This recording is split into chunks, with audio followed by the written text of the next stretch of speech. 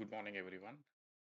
Department of telecommunication కొత్తగా SIM binding rules తీసుకొచ్చింది. SIM binding rule ఏం తీసుకొచ్చింది అంటే, ఈ డైరెక్టివ్ వల్ల it requires messaging platform such as WhatsApp, signal and Telegram to ensure that user users can access their accounts only when the original registered SIM card is present in the phone. As a result, linked services like WhatsApp Web will now auto log out every 6 hours. ఇక్కడ ఉంది కదా, auto logout every 6 hours. అంటే ఇంతకుముందు ఏంటంటే ఒకసారి SIM verify అయినాక WhatsApp ఏ డివైస్లో అయినా ఎంతసేపు అయినా వాడుకునే అవకాశం ఉండేది.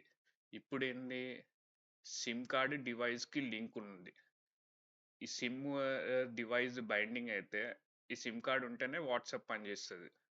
సిమ్ కార్డ్ లేకపోతే, ఆ రిజిస్టర్డ్ సిమ్ కార్డ్ లేకపోతే ఆ వాట్సాప్ కానీ టెలిగ్రామ్ కానీ ఆర్ఎట్ఐ కానీ ఇంకే మెసేజింగ్ యాప్స్ అయినా పని చెయ్యదు. సో దీనివల్ల ఆన్లైన్ ఫ్రాడ్స్ ఇవి అంటే it will corrupt the digital fraud. అందుకే తీసుకొచ్చింది ఇలా.